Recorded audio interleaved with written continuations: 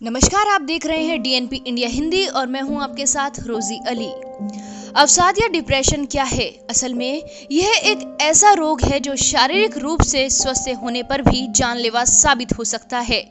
Depression को झेल रहे किसी भी व्यक्ति द्वारा खुदकुशी या आत्महत्या जैसी खबरें अक्सर देखने और सुनने को मिलती हैं।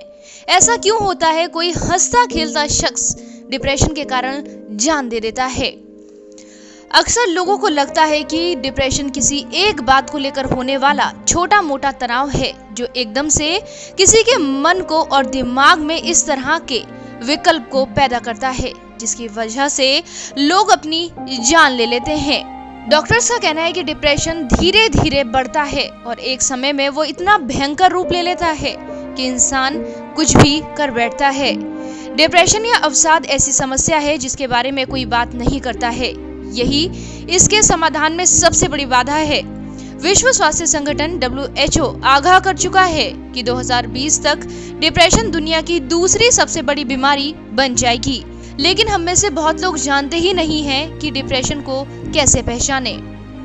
अगर आपको अक्सर मन में खालीपन और उदासी महसूस हो तो इसे अनदेखा ना करें। इसके साथ अगर खुद से नफरत हो और लगने लगे कि दुनिया में आपकी कोई अहमियत नहीं है तो समझ जाइएगा आप डिप्रेशन से घिर चुके हैं। बस आप अपने घर में अपने कमरे में अकेला रहना चाहें और बाहर जाकर लोगों से घुलना मिलना ना चाहें तो बहुत मुमकिन है कि आपके मन में डिप्रेशन घर कर रहा है। अगर आपको लंबे समय से नींद नहीं आती है या रातों की नींद उचट जाए फिर नहीं आए तो समझ जाइएगा कि ये डिप्रेशन की निशानी है। कभी कभी तो ठीक है, लेकिन अगर अक्सर रात भर सोने के बाद बिस्तर से उठने का मन ना करे तो ये सामान्य नहीं है। आप खुद को दुनिया से दूर करने की कोशिश कर रहे हैं। जब आप आसानी से एकाग्र ना हो पाए या बार बार रोजमर्रा के कामों में भी आपकी एकाग्रता भंग होने लगे तो समझ जाइएगा कि ये डिप्रेशन का लक्षण है और आपको तुरंत डॉक्टर की जरूरत है। अगर आप हमेशा नर्वस महसूस करें, तनाव में रहें, ऐसा लगता रहे कि कहीं कुछ गड़बड़ होने वाला है तो बहुत मुमकिन है कि आपको डिप्रेशन हो चुका है, क्योंकि मूड खराब होना डिप्रेशन का संकेत कहा जाता है। अगर किसी को बार बार अपना जीवन खत्म करने का ख्याल आए और लगे कि अब मेरे जीवित रहने का कोई कारण नहीं है तो ये संकेत है कि आप डिप्रेशन का शिकार हो चुके